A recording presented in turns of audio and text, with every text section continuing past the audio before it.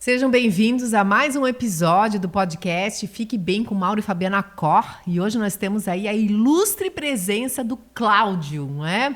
Nosso amigo pessoal, mas também grande mestre de judô, que acompanhou o Mauro e também nossos filhos aí num baita período da vida deles. Então seja bem-vindo, Cláudio. Que bom que você aceitou o convite para estar aqui com a gente. Muito obrigado, Fabiana. Muito obrigado, Mauro Fábio. É muito bom estar aqui com vocês e poder compartilhar um pouco do que a gente faz no dia a dia, que é a prática do judô, né? A gente poder conversar sobre isso é um papo super gostoso. Então, obrigado pelo convite. Bom, antes de começar o podcast, nós estamos trocando uma ideia aí, né? E aí, qual vai ser a pauta? Sobre o que nós vamos falar? E o Mauro tem um problema aí com pautas que não gosta muito de pautas, né? Mas a Fabiana gosta de fazer uma pauta.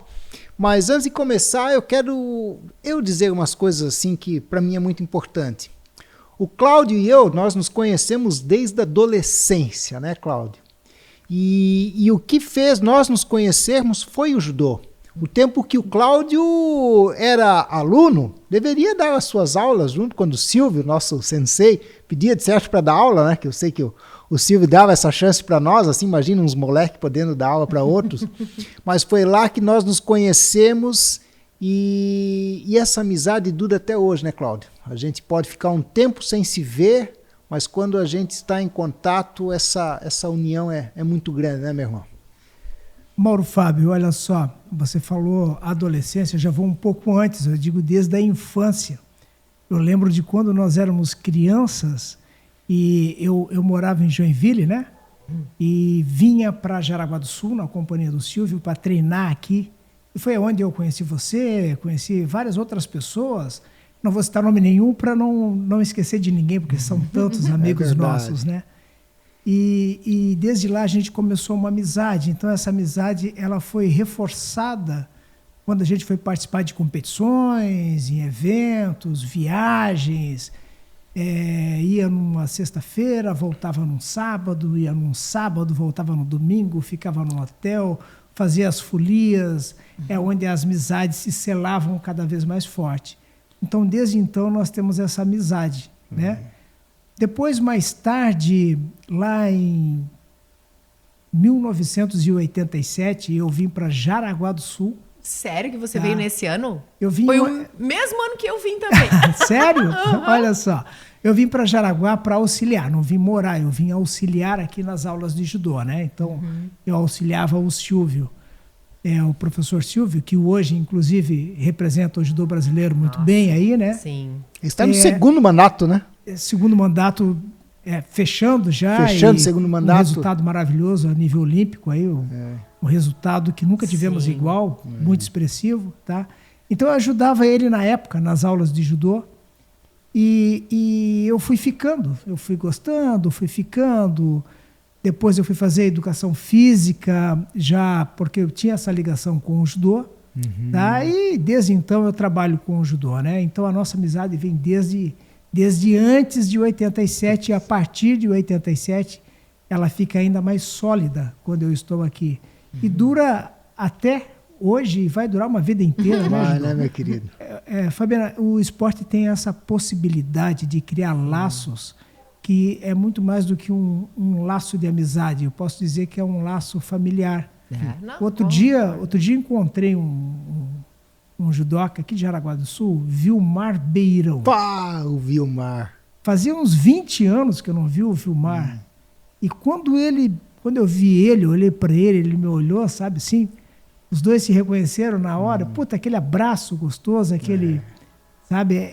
Isso é uma coisa maravilhosa, porque o ser amigo, ou ter uma amizade que perdure muito tempo, você não precisa estar todo dia um em contato do outro, ou na casa do outro. Sim. Mas é um laço que vai muito além disso. É um laço quase que de sangue, né? É verdade. Que legal. Nossa, vocês falando disso tudo, eu lembro de quando eu conheci o judô, né? Porque eu e o Mauro começamos a namorar muito jovens, muito novinhos, E ele já tinha todo ano o jantar, né? Em novembro, dezembro, sei lá, o jantar do judô de final de ano. E aí tinha todas aquelas homenagens e, né, se escolhia né, o aluno que tinha sido destaque e tal.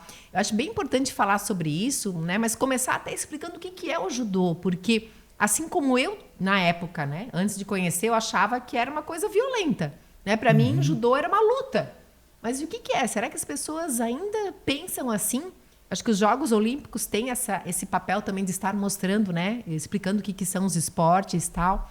Mas o que é o judô para um leigo? Para uma mãe que está pensando, né? Porque quando um cliente nosso fala, meu filho está fazendo judô. Nossa, a gente incentiva pra caramba. A gente fala assim, quanto é bom. Então, o que é o judô? Então, alguns anos atrás, até eu posso falar, de 20 anos para trás, o judô ele era um tanto quanto desconhecido pelas pessoas. Então, as pessoas não sabiam o que era judô, como funcionava judô, sabe? Nós tínhamos até casos de pessoas procurando a gente para fazer judô porque elas queriam aprender a brigar. Não foi nenhuma e nem duas vezes que eu atendi na academia pessoas, estou falando de 20 anos atrás, até então, né? Que procuravam para esse fim o judô. E ele nunca foi a esse fim. Porém, hoje em dia, as pessoas, quando procuram o judô, elas não procuram tão somente uma atividade física. Elas buscam no judô aquilo que realmente faz parte da essência do judô, que é a formação do indivíduo num todo, que é a formação educacional dele. Sim. Então, hoje em dia está muito em voga procurar atividade para trabalhar disciplina, respeito, limites, atenção.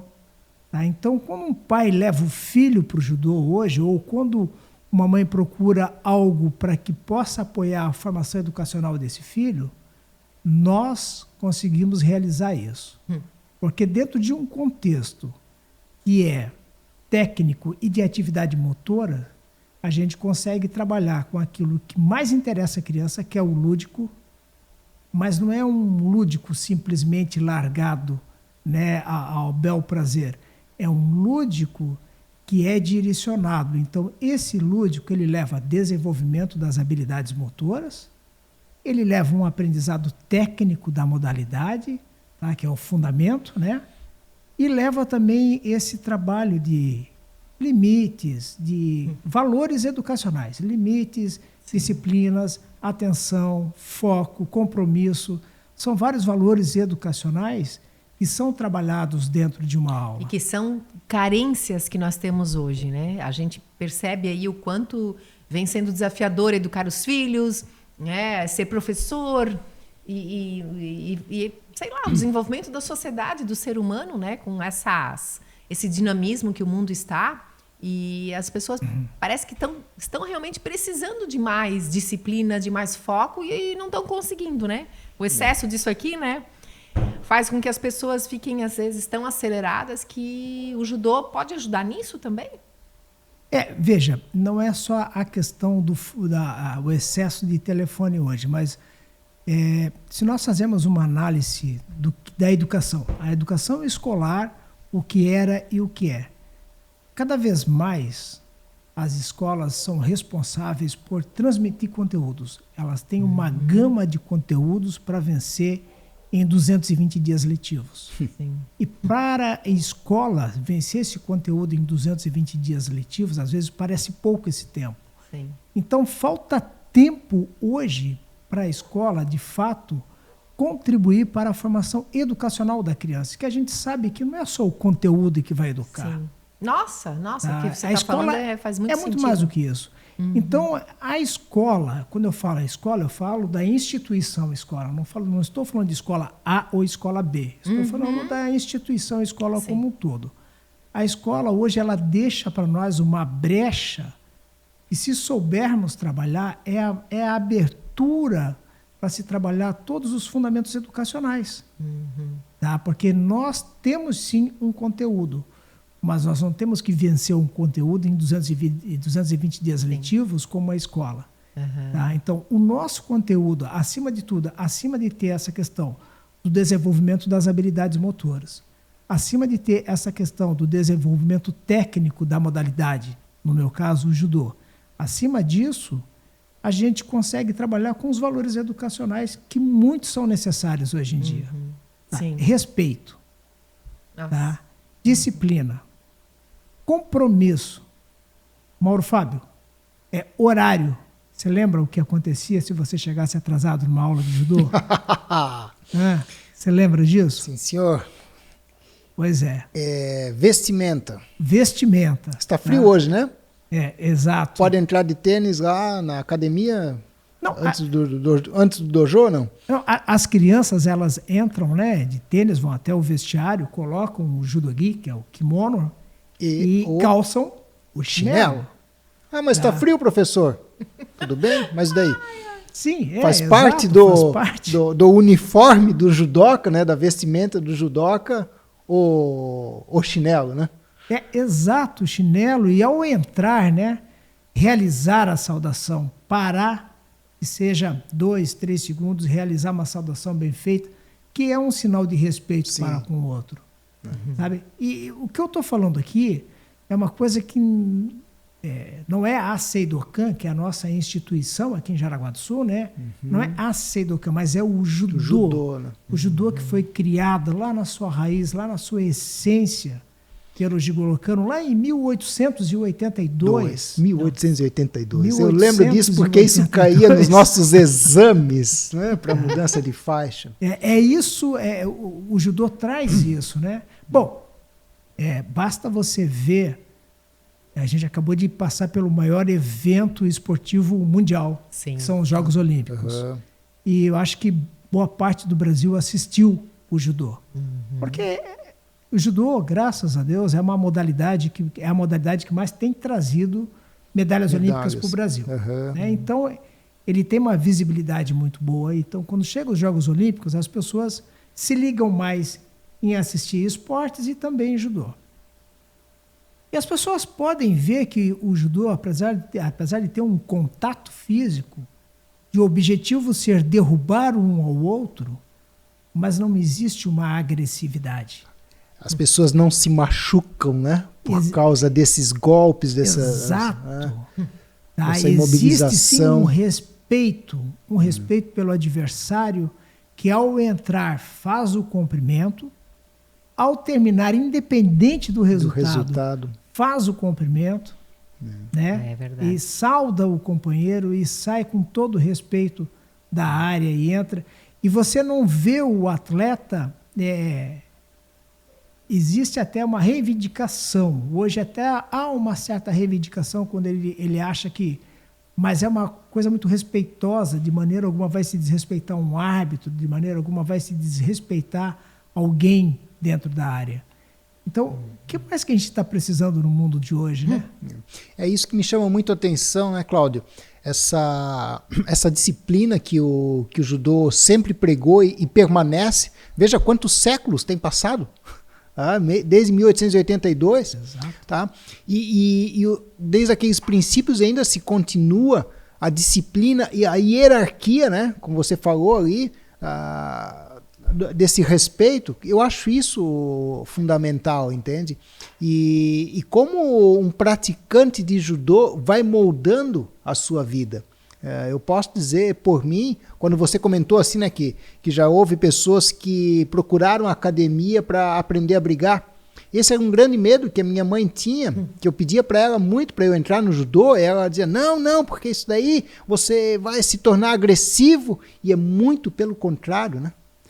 O que nós mais aprendemos lá é você ter segurança para com o seu colega, para com o seu adversário. Você primeiro aprende a cair e depois você aprende a derrubar com segurança, ou seja, sempre tendo muita responsabilidade para com o próximo, né? Então, e aí quando a minha mãe foi assistir uma aula de judô, que ela viu o que era o judô, eu disse, não, tudo bem, meu filho, você pode eu penso entrar. que muitas mães ainda devam ter isso, esse receio, assim, né? Mas, nossa, porque arte marcial, quando pensa arte marcial, parece que é para brigar mesmo, né? Porque a Hollywood, vamos dizer assim, né? meio que mostra isso de uma forma meio estereotipada e aí as pessoas acabam achando que tudo é assim, né? Mas, Cláudio, e qual que é a tua percepção, assim, porque nós não acompanhamos muitos Jogos Olímpicos, tal, mas a gente percebe, sim, uma ascensão do judô, né? E, inclusive, judocas, né? Mulheres, né? Tendo seu destaque e tal. Qual que é o movimento que vem sendo feito no Brasil? Por que está tendo esse crescimento, esse destaque? O que está sendo feito diferente no nosso país? Primeiro, em relação às mulheres, né? Veja, se a gente fizer uma análise das medalhas, não só do judô, de todas as modalidades a nível de Jogos Olímpicos esse ano, a gente vai ver que houve um crescimento bastante vertiginoso das mulheres. Eu não sei dizer em números agora, mas a maioria das medalhas foram conquistadas por mulheres. Então, isso eu não vejo só na questão do esporte em si, mas eu vejo assim a fase que a gente vive hoje de respeito à mulher. Ainda falta muito, mas já é bem melhor. Já estamos de evoluindo. Respeito, de ter o espaço da mulher. Espaço delas. Né? Então, esse resultado se dá por isso. De maneira geral, se dá por isso. Tá? O judô em si, o crescimento do judô, ele vem já há alguns anos. Porque nós tínhamos um problema, eu vou falar aqui de uma questão a nível de competição, de transmissão para a competição. Vou fazer uma analogia com o futebol. O futebol vai 2 times jogar. Então, um time usa uma camisa de cor branca e o outro time usa de camisa de cor azul. A pessoa que não entende nada de futebol, que vai simplesmente assistir aquilo ali, ela consegue definir claramente que quem é branco joga para um lado e quem é azul joga para o outro. No judô, Mauro, quando você praticava judô, nós tínhamos um kimono só, uma cor de kimono. Todos os kimonos brancos. Kimono branco. A diferença era a faixa que se colocava por cima da outra faixa. Uma faixa diacrítica vermelha. Isso. Por cima da sua própria faixa. Aí o que acontece? Aí chega as empresas, né, as televisões, tá? E dita em outras palavras, mas é mais ou menos assim, olha, para que a gente possa transmitir isso aqui, para que isso tenha uma grande audiência, para que dê retorno, a gente precisa que tenha um judoca, um lutador de kimono branco, mas o outro tem que ter outra cor. Olha aí, que interessante. Eu nunca tinha parado para pensar nisso, Cláudio. Sério? E aí criou-se, então, o kimono azul. Kimono azul. Porque, assim, o kimono branco é o oficial do judô. Tradicional. Ele tem toda uma questão por trás de branco, de paz, de alma limpa, tem toda uma cultura japonesa por trás do até kimono porque branco. Judô, né, se for traduzir, é caminho suave, Caminho suave, né? O caminho da suavidade, tá? Então tem um porquê desse kimono branco. Mas aí chega-se numa encruzilhada, né? Então, quer dizer, nós limitamos a atividade aqui e continuamos com essa questão cultural, tá? De maneira tão forte que não se coloca um kimono de outra cor, que seria o azul, no caso, ou, né, cede-se um pouco para que a gente possa ter... Então, se criou essa história do kimono azul. A partir do momento do kimono azul, começa a se ter uma maior visibilidade do judô. Nossa, olha só. Se você ir hoje no Sport TV, você vai ver pelo menos todo mês, se não toda semana, a transmissão de uma competição do judô.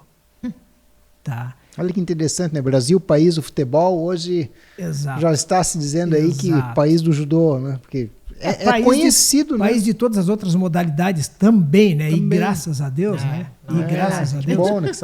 Então, essa visibilidade que a televisão traz para o judô faz com que o judô tenha uma ascensão, vem tendo essa ascensão. Outra coisa super importante, eu acho que é a credibilidade que nós, professores de judô, ou a grande maioria de nós, professores de judô, passamos à sociedade daquilo que realizamos, tá? Que é um trabalho de formação esportiva, é um trabalho também de formação educacional. Sim. Tá? Do qual as crianças vão ser trabalhadas respeitando as suas limitações. Tá? Nós não estamos ali para desenvolver um grande atleta. Isso até pode acontecer, aqueles que têm potencial, a gente trata de motivar e trabalhar, mas a gente está ali para trabalhar com a criança dentro das suas possibilidades. Sim. Tá? Tanto é que hoje a gente tem vários alunos hoje com portadores de diversas síndromes, né? Síndrome de Down é uma delas, e autista, temos vários alunos autistas, enfim. Nossa, olha só. Mas Que legal. por quê? Porque a gente consegue trabalhar as limitações de cada criança, né? E aí a gente passa a ter uma credibilidade na sociedade, onde passa a ter um crescimento maior do judô, que poderia ser ainda maior se tivéssemos uma política esportiva no nosso país que incentivasse, que motivasse mais, né, as práticas esportivas. Mas, enfim, é o que faz o judô ter esse crescimento. Sim. Mas isso daí, dessa parte política também, a nossa cidade já teve também vários projetos ligados a isso daí, na região também, né? Desse incentivo, desse incentivo aí, não teve? Hoje o judô, nós trabalhamos o judô em Jaraguá do Sul, nós temos uma instituição que ela é uma instituição particular, né? Não somos filantrópicos, nós somos uma instituição particular, a Seidokan, ensina judô em várias escolas, inclusive. Sim, nós temos a Seidokan sede e nós temos muitas escolas que são parceiras nossas. Aqui aí, então, vocês vão levamos até o judô lá para dentro. as escolas. Colocamos um professor lá dentro para desenvolver o judô. Tá? E nós também temos, de uma maneira ainda, de certa forma, acanhada, mas a gente tem também um trabalho que ele é social, que a gente procura agregar sempre algumas crianças que não têm condições financeiras de pagar, crianças que não têm essa possibilidade. Então, a gente procura também desenvolver esse trabalho social, né? Quantos anos tem a Seidokan? A Seidokan, ela foi fundada em 2002.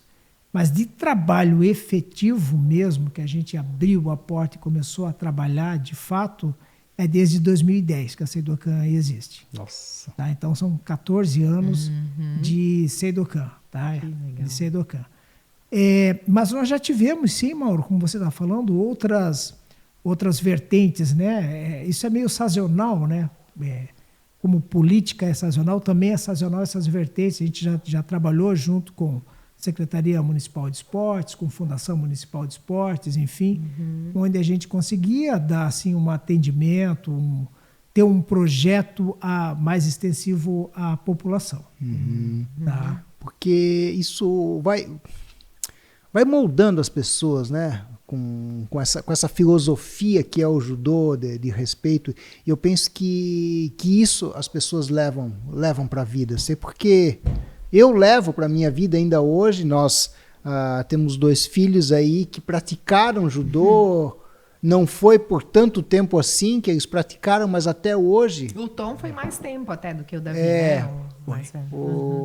Aí o Tom acabou saindo e aí o Davi saiu também, né? Mas eles levam até hoje coisas que eles aprenderam lá durante o período que praticaram Cláudio, judô. Conta um pouco como é que é, vamos supor, né? Qual que é o que está tudo envolvido, né?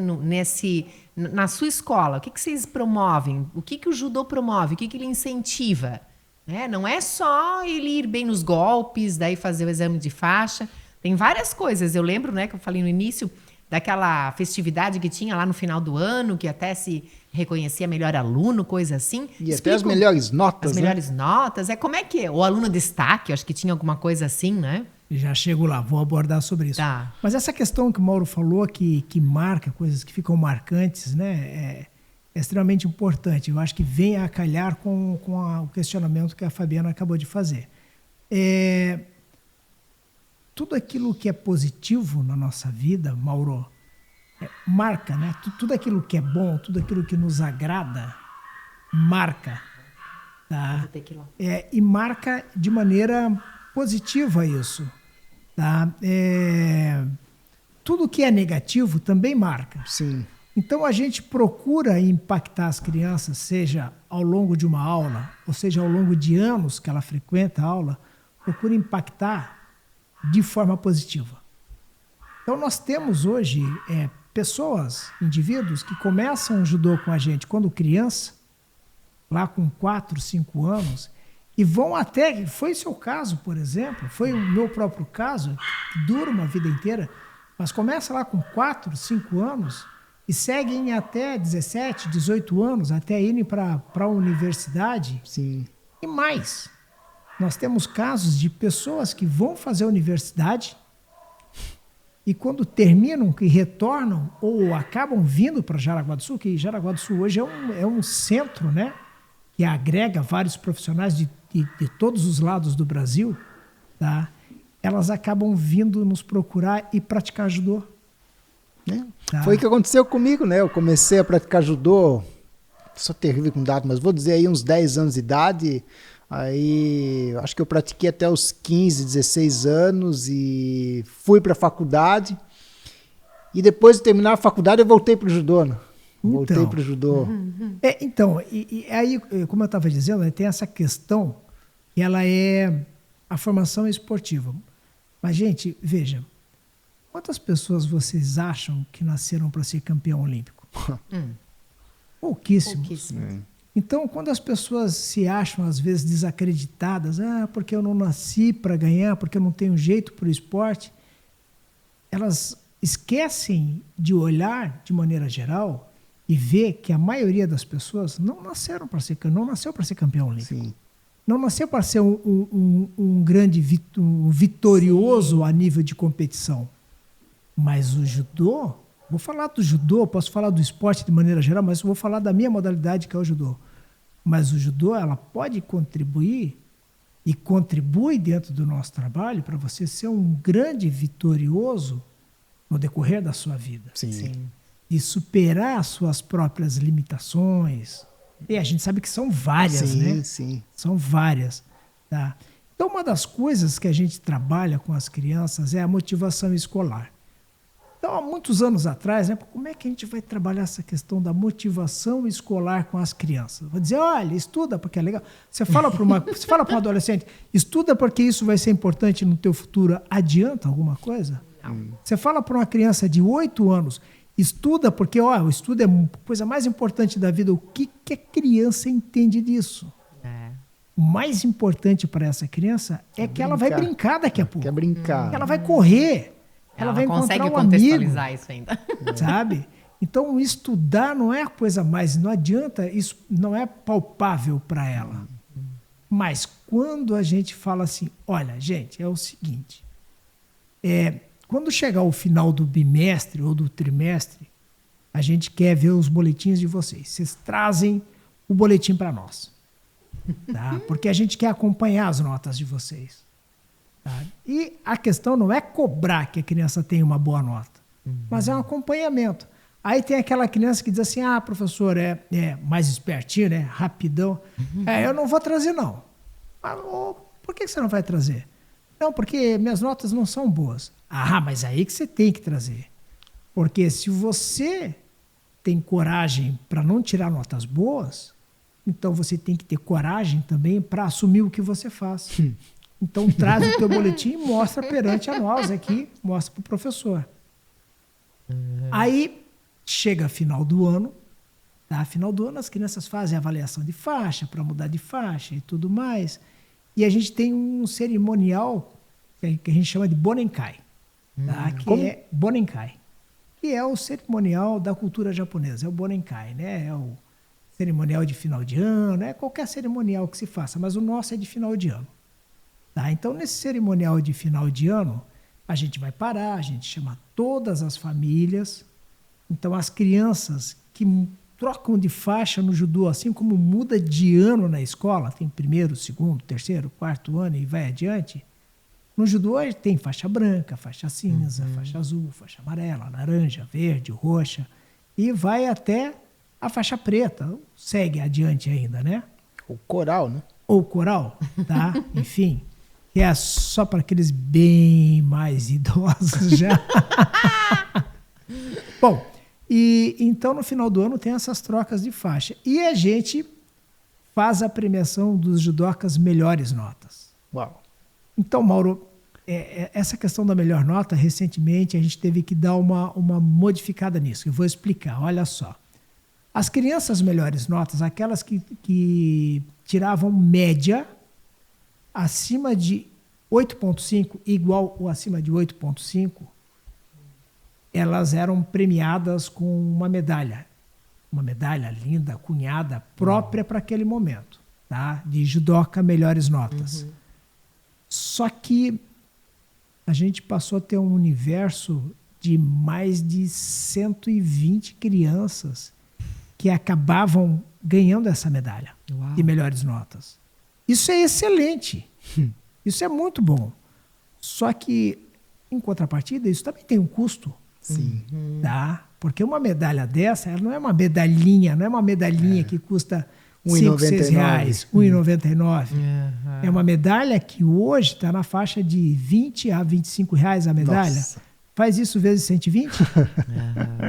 Tá? Então é um custo grande que vai tendo aí ao longo do ano. Sim. Então hoje a gente faz o seguinte, é o top 20, tá? Ou top 30. Então as 30 melhores notas, elas serão premiadas então com a medalha de melhor nota escolar do ano. Aí a criança é chamada na frente de todos os pais, tem a nota dela divulgada, a média final, ela ganha uma medalha, todo mundo aplaude. E aí todo mundo fica na expectativa de quem vai ser a maior média, porque a maior média vai levar um troféu para casa. Ou seja, olha o clima que vocês estão proporcionando, né? Ou seja, ser um judoca fora do tatame também. Exatamente, para que a criança se sinta motivada a estudar, né? Porque a vida não é só o judô, né? Porque a vida não é só o esporte, mas todas as outras coisas. E quem não gosta de ser valorizado, Mauro? Todos nós queremos ser vistos, né, Cláudio? Todos nós queremos, até o mais tímido quer ser visto. Exatamente. Tá? Então a criança leva o troféu de melhores notas para casa. Nossa! E às vezes isso é complicado, viu? Porque a média final, às vezes, a diferença do primeiro para o segundo é questões de décimos. Sim, eu imagino. 9,97 chega no final. Já pensou? Sabe o que é 9,97? É o garoto não tirar um 9 durante o ano. É ter um 9,5 ali, um escorregão. E tem, tá? E tem. Aí tem aquelas crianças que, obviamente, que acabam ficando tristes porque não ganharam. É aí que entra todo um trabalho psicológico nosso e dos pais de motivar elas que no próximo ano volte, estude, se dedique, porque você ainda tem a chance de ganhar. E ao mesmo tempo, né, Cláudio, aprender de que assim é a vida, não se ganha todas, né? E eu penso que isso também influencia muito no aprendizado. Da pessoa perceber isso. Pô, na vida não é só aquilo que muitas vezes se passou essa fase aí dos pais darem tudo para as crianças, da fase de não pode dizer não, senão ela vai ficar triste. Eu tenho certeza, enquanto profissional da área, né, como professor de judô, o esporte de maneira geral, ele contribui muito além do esporte. Eu tenho absoluta certeza disso. Formação da pessoa. E ele contribui para a formação da pessoa. E é uma formação que a gente está cada vez mais carente disso. Sim. Por quê? Porque, veja, Mauro Fábio, eu comecei a trabalhar com 15 anos, eu auxiliava nas aulas. A Fabiana, acho que começou bem cedo a dar aula de inglês também, não começou? E antes disso, trabalhava de, office girl. Office girl, Sabe, eu lembro de você também desde cedo já trabalhando. Hoje, os nossos adolescentes, os nossos jovens, eles começam a trabalhar bem mais tarde já. Sim.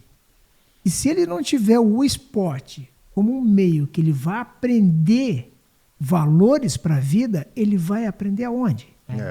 Não, mas concordo plenamente. E sabe que eu fiquei pensando, quando você falou ali das notas, né, que existe até essa disputa ali, né, bem acirrada, dos décimos ali, né, tal. Isso aí acaba a gente quebrando uma crença, né, de que muitas vezes aquele aluno que é o CDF, que vai tão bem nos estudos, não vai bem nos esportes, né? Então ali a gente vê que sim, eu vou bem no esporte e eu vou bem no estudo. Eu acho que assim é criar um novo conceito, né? Desmistificar essa coisa, né? Porque lembra quando a gente era criança? Na escola, sim. normalmente quem ia muito bem no vôlei, que na minha época as meninas só jogavam vôlei, né? Eu não gostava, mas elas só jogavam vôlei. E eu não era boa no vôlei. Aí também tinha aquela ideia, né? Ah, ser bom lá no vôlei não vai ser bom na escola. Por quê? Porque tem que ir para competição, tudo. Então, acho que é bem bacana isso, né? Está mostrando que é possível. Eu posso ser um excelente aluno na escola e um excelente aluno nos esportes. Tem que haver, está havendo, inclusive, né? De forma pequena, é lenta, mas existe uma mudança de paradigma. Porque, veja bem, o que acontecia? Os esportes eram reservados, assim como você acabou de falar, às pessoas que tinham habilidade. Então, vou lá na educação física escolar. Tá? Aí formava-se os times de futebol. Quem é que ia jogar futebol? Quem era bom de futebol. Sim. Sempre os mesmos que eram os que escolhiam os times, né? Exatamente. Quem ia jogar vôlei? Quem era bom de vôlei. E basquete, qualquer outra modalidade era assim. Hoje, esse paradigma ele já não... se ele não foi quebrado ainda, ele tem que ser imediatamente quebrado, tá? Na nossa sociedade. Por quê? Porque, primeiro, a gente viu pós-pandemia e com a pandemia, todo mundo precisa de atividade física para a saúde. Todos precisamos da atividade física. Tá? Tanto saúde física quanto mental, né? Exatamente, tanto saúde física quanto mental. Então, o esporte... ele vai trazer essa possibilidade de saúde física e saúde mental.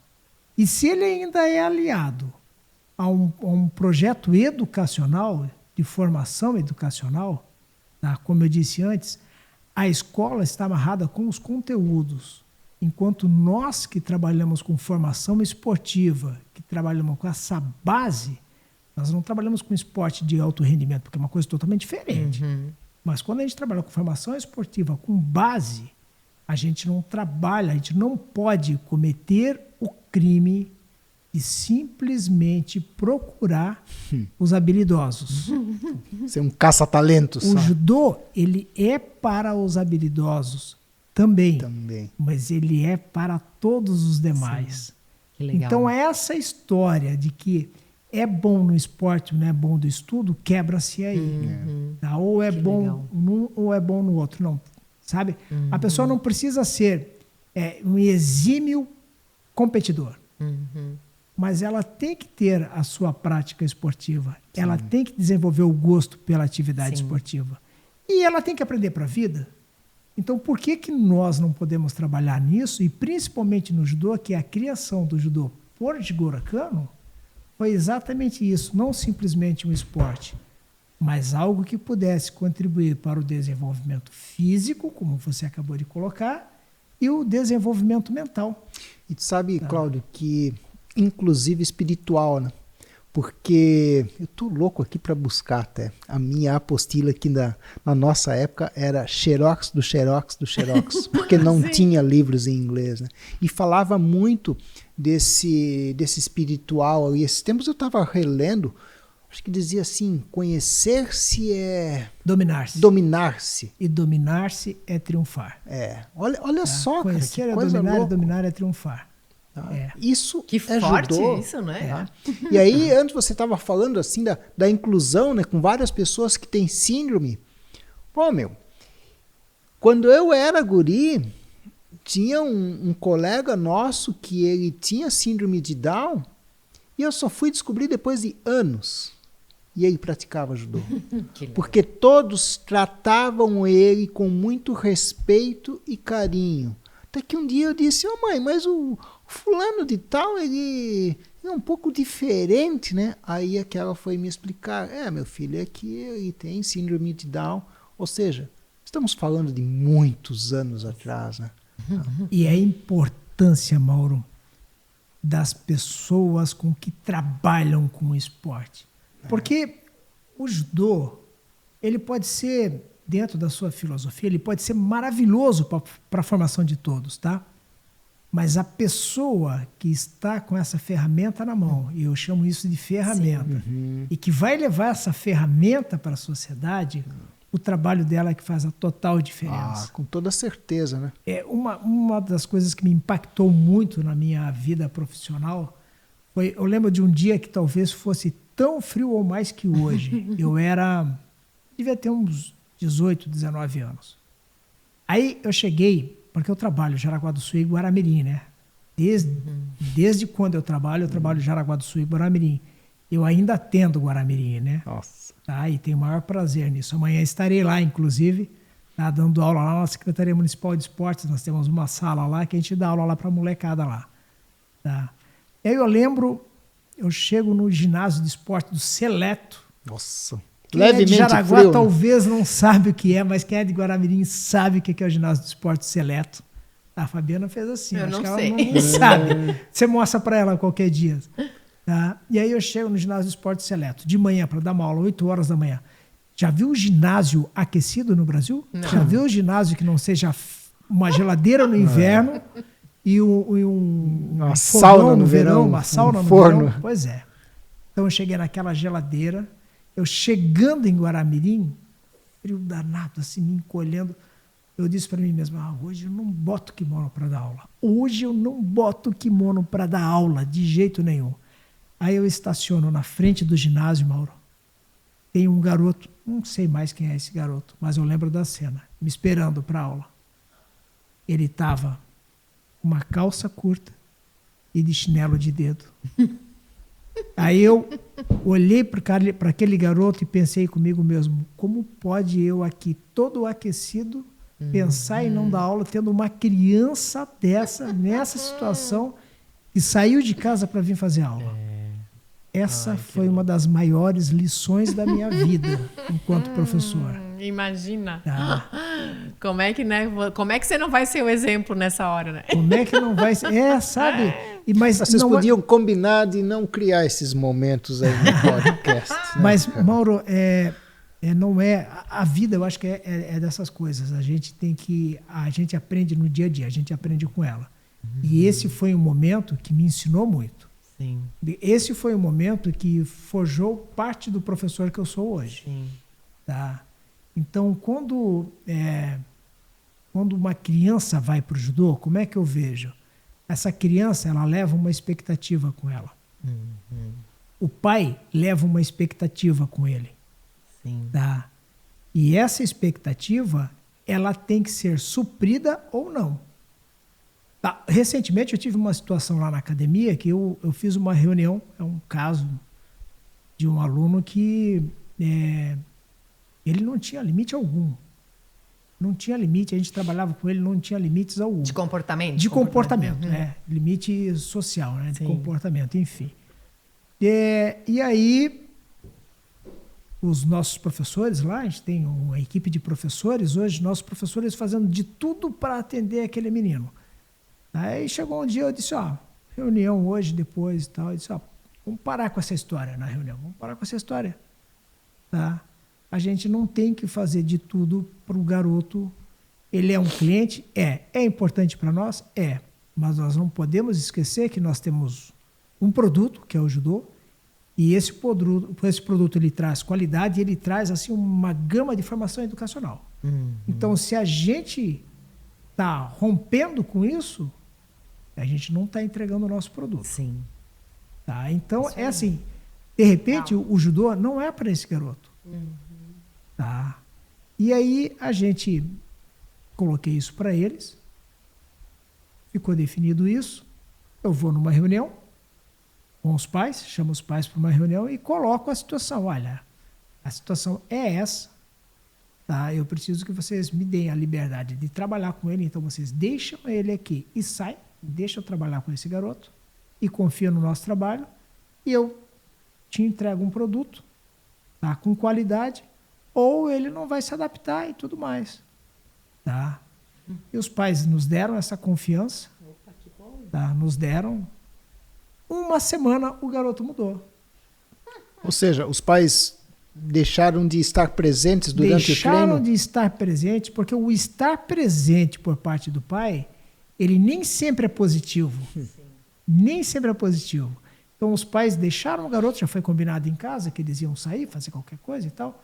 Deixaram o garoto, deixaram a criança, se ausentaram, a criança entrou e quando ela tentou ter uma ação de não limite, sabe? Não.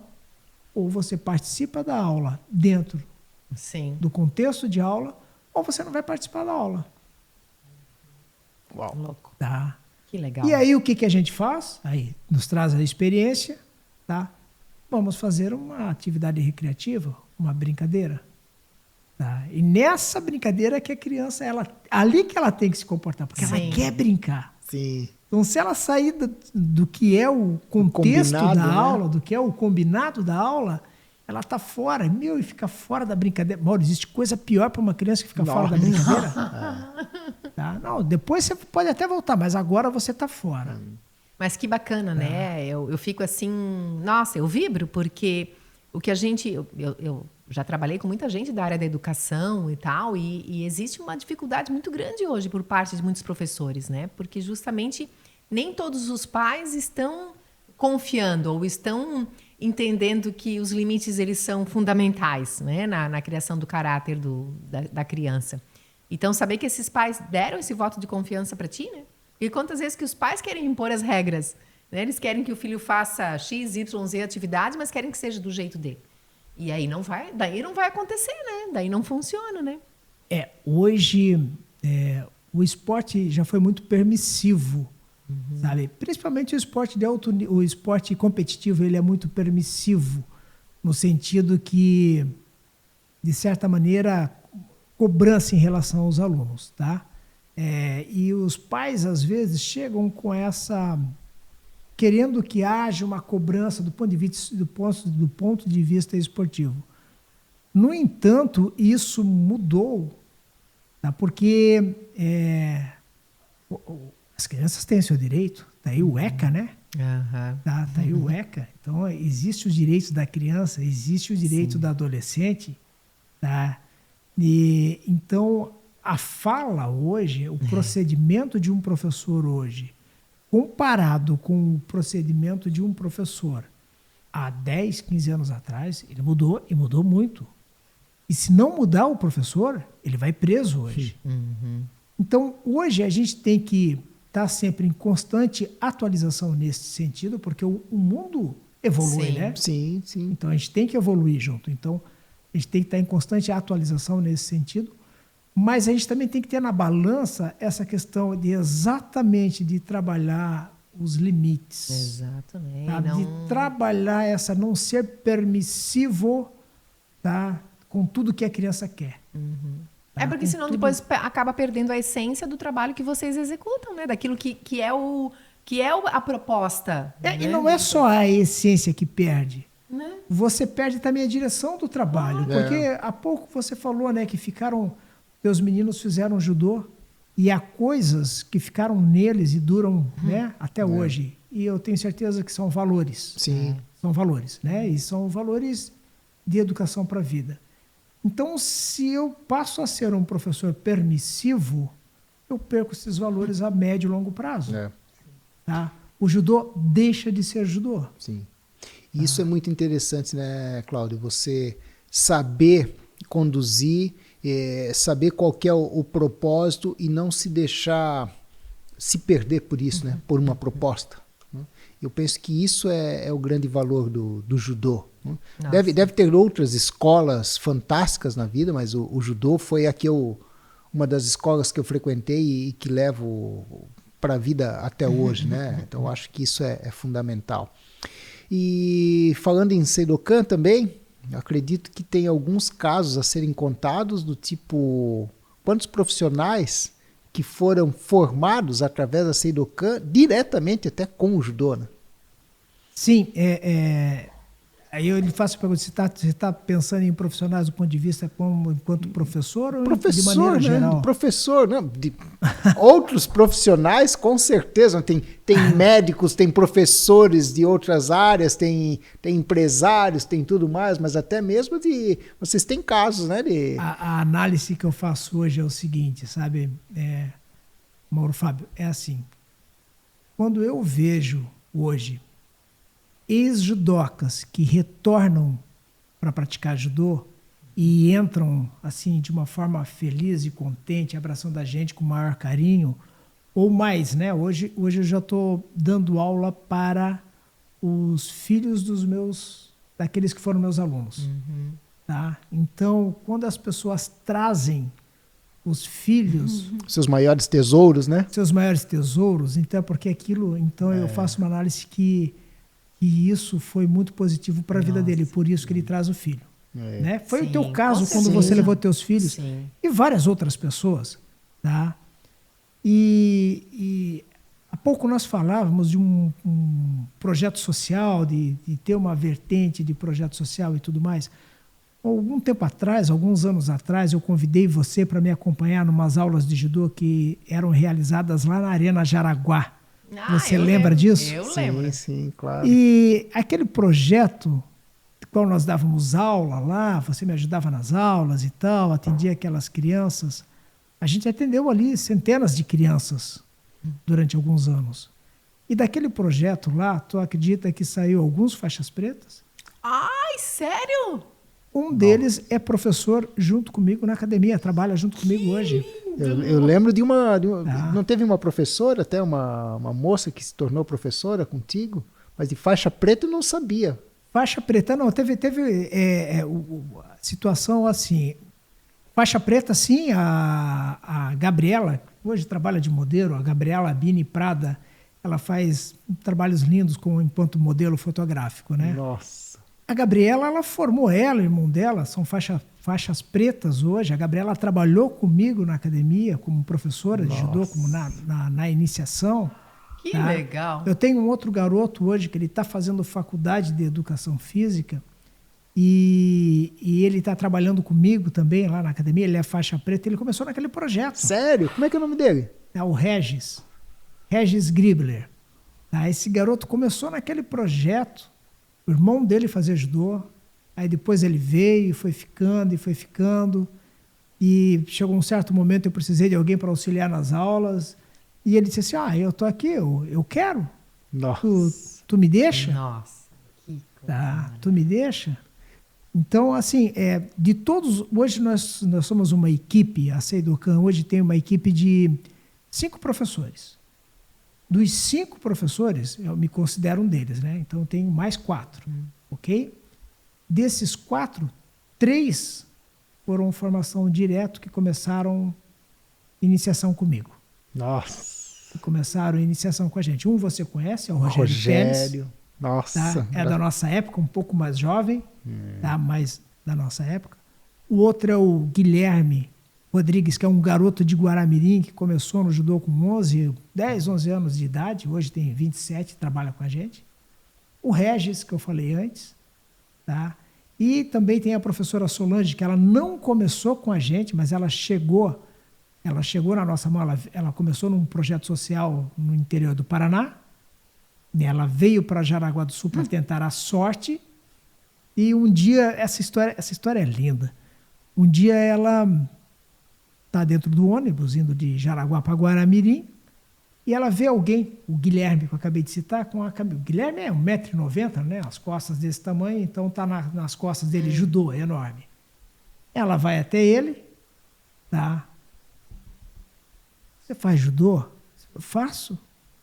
Aí, onde é que é? Não, é ali, assim, então, passa lá, fala com o professor lá, fala com o sensei, professor em japonês é sensei, fala com o sensei. E essa menina foi. Chegou lá na academia. Eu sou judoca, eu queria treinar judô, eu estou aqui na cidade e tal. Tá, então, vem treinar. Tem a turma adulto, vem treinar adulto. Mas eu estou sem kimono. Senão eu te empresto um kimono. Aí ela veio, treinou judô, treinou umas 3, 4 semanas ali. Aí um certo dia eu chamei ela, né? Disse, vem cá, fala um pouco de ti. Quem é você? De onde você vem? Vim lá de Bituruna, estou aqui, vim procurar trabalho, isso e aquilo. Estou esperando para ser chamada num supermercado para trabalhar. Aí tu trabalhava com o que lá? Eu precisando de alguém para me auxiliar no judô. E as turmas crescendo, eu precisando. Eu auxiliava meu professor de judô. Tu auxiliava? Eu estava fazendo aulinhas de judô. Bom, é o seguinte, tu quer vir trabalhar um mês comigo? fazer uma experiência e tal, tu me auxilia nas aulas e a gente vai vendo, vamos trocando ideia e tal, a gente vai vendo, faixa marrom ela. Isso fazem 8 anos. Nossa. E ela está com a gente até hoje. Nossa, que lindo. Então essa é uma equipe maravilhosa, a melhor equipe que eu já tive até hoje, que são 5 professores, né? Eu dou uma coordenada ali, mas aprendo muito com eles também. Aí tem o Rogério, tem o Guilherme, tem o Regis, e esses 2 vieram de projetos sociais. E o Regis veio do projeto social lá que a gente desenvolvia na Arena, e a Solange, que vem de um outro projeto social, que é do Paraná. Nossa. Não é uma maravilha isso? Cláudio, faixa preta. Quanto tempo assim para conquistar a faixa preta, em média? Vamos lá, né? A criança ela pode entrar no judô a qualquer momento. Dos 3 anos e meio, 4 anos, ela pode entrar no judô, tá? E o trabalho é de acordo com a faixa etária, de idade dela, tá? A linguagem que é utilizada é de acordo com a faixa etária de idade. Então as turmas, elas são turmas homogêneas, né? E aí a criança, ela começa a faixa branca. No judô existe uma graduação que vai da branca até a faixa marrom. É a branca, cinza, azul, amarela, laranja, verde, roxa, marrom. Então, quando chega na marrom, ela poderá prestar avaliação para faixa preta. E tem todo um procedimento com isso. Até a faixa marrom é na academia que ela faz todo esse procedimento. Tá? A academia que é credenciada e tal, ela tem essa possibilidade. Já para faixa preta, não. Você fez, né? Faixa preta é junto à instituição maior do Estado, que é a federação, nesse caso, Federação Catarinense de Judô. Tá? Mas em quanto tempo assim em cada faixa dessa? Então, em média, é 1 ano por faixa. Até que ela chegue a ponto de fazer exame para faixa preta, chegar ao ponto de exame para preta leva, em média, 10 anos. Tá? De 9 a 11 anos para fazer exame para preta. Que não é assim, não é, requer uma maturidade, requer um entendimento da importância e da grandeza que é o judô. Sim. Mais do que ter conhecimento técnico, habilidades relacionadas à atividade em si, mas reconhecer a grandeza daquilo que você tem, que é o judô. Tá? Então a faixa preta, ela tem que ser coroada com tudo isso, com a pessoa estar preparada para aquele momento. É uma responsabilidade. É uma responsabilidade, eu perguntei isso, Cláudio, porque, nossa, por isso que o judô para mim é tão significativo. Porque olha só tudo que ensina dentro dessa filosofia, inclusive a paciência, né? De você saber esperar. E persistência. Tá? E persistência, né? E persistência. Então, veja, para se conquistar essas faixas, que seja ano a ano, né? De passar da azul para amarela, da amarela para laranja, e muitas vezes vai para laranja primeiro estágio, segundo estágio, devido até a idade e tudo mais, e conhecimento. Então, olha que persistência, e que hoje em dia, nesse mundo tão acelerado, né? As pessoas querem, mas e quando é que eu pego essa faixa preta? Rapaz, sabe que isso é muito comum entre adultos, né? O adulto, ele entra no judô, temos alguns adultos praticando aqui, iniciantes, né? Aí eles têm uma pressa em pegar a preta, e não adianta ter essa pressa. Não, vai demorar muito. Tem que ter essa paciência, né?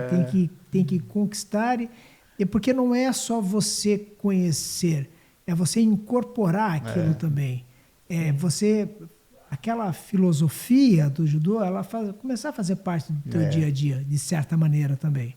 Porque o judoca, ele não é judoca só dentro do tatame.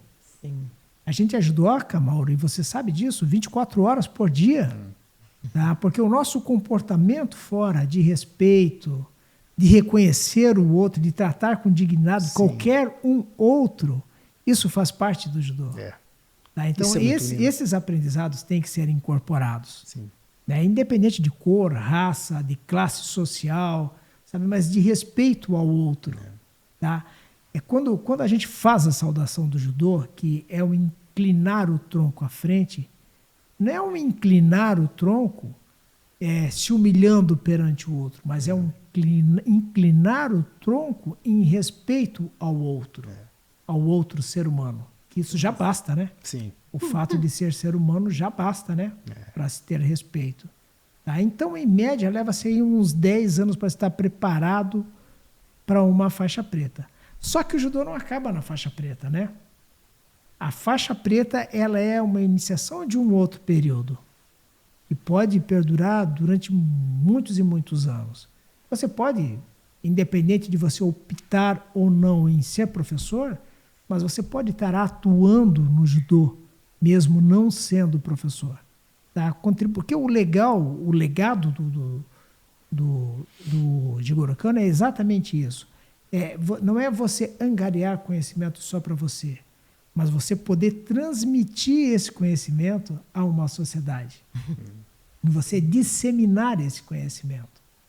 Então, aquelas pessoas que contribuem com essa disseminação do conhecimento do que é o judô, existem daí as graduações que vem após preta, né? Que é primeiro dan, segundo dan, terceiro, quarto, quinto, até que se chega a uma faixa coral, por exemplo. Que foi que você conquistou? Ano passado. Tá? 35, Uau, parabéns, 36 não sabia. anos De judô. Obrigado. 36 anos de judô. Não. De faixa preta, querido. 36 anos de faixa preta? 36 anos de faixa preta. Tá. Eu acho sério? Não, errei. Eu acho que não é 33, porque na realidade eu fui faixa preta em 1990. Eu fui faixa preta. E a coral veio em 1923. 2023. 2023 que veio a coral. Então são 33 anos aí, né? Uma leve persistência. Uma leve persistência. Mãe, fala sério. Tá? Eu já estava aqui achando, meu Deus, eu acho que o Cláudio está enganado, porque quantos anos ele tem? É que eu comecei jovem, comecei muito jovem. Nossa, que legal. Nossa, que riqueza, hein? E uma coisa importante, Mauro, que eu acho que é importante frisar aqui. Eu comecei a praticar judô aos 6 anos de idade, por 2 motivos. Primeiro, eu tinha um tio, e tenho ainda hoje, né? Que muito me orgulha, que era professor de judô, e é. Sim. Tá? É professor de judô. E por indicação médica, você sabia? Não sabia dessa história, hein? Por indicação médica que eu fui praticar judô. Olha, coloca esse menino para praticar algum esporte e tal, que é necessário, ele vai se soltar mais, vai se desenvolver mais, sabe? Então o médico indicou, por que você não coloca ele no judô? Aí casou as coisas, né? E até hoje eu trabalho, eu estou nesse meio do judô. Então as pessoas me perguntam assim às vezes, e aí, professor, lutando muito? Eu digo, sim, lutando, como qualquer um, lutando pela vida. Né? Porque o judô, como eu acabei de dizer há pouco, não se limita a essa questão do derrubar, do levantar, do conhecer a técnica, do aplicar a técnica. Mas aplica-se na vida. Tá? É isso aí. Então, a minha forma de praticar hoje é podendo esse conhecimento que eu tenho, junto com esse conhecimento que a minha equipe, que a nossa equipe da Seidokan toda tem, de poder disseminar aí, hoje, para centenas de crianças em Jaraguá do Sul. Legal. Tá? Maravilhoso. Ô, Claudinho, muito obrigado aí. Cara, que espetáculo. Mais uma das histórias, não é, emocionantes aí que merecem aí serem, não é, registradas. Então, nossa, continue com essa missão, porque o teu trabalho não é só o judô, né? Ele é uma missão de vida já, né? Então, maravilhoso. Como realmente. foi falado várias e várias vezes aqui, é também fora do tatame, né? Maravilhoso. Querido, muito obrigado. E para encerrar... Opa! Opa! Olha, quase que não dá certo. Vamos fazer de novo aqui. É isso aí. Muito bom. Parabéns, lindos. 33 anos. 33 anos de faixa preta. Esse foi mais um podcast. Fique bem com Mauro e Fabiana Cor. Se você curtiu, né, dá um like aí, compartilha com as pessoas que merecem ouvir essas histórias inspiradoras. Muito obrigado por abrir esse espaço para a gente falar daquilo que eu tenho absoluta certeza que só contribui para a formação das pessoas, tá? Que é o esporte, que é o judô. Muito obrigado mesmo. Tá? Valeu, sim. Imagina.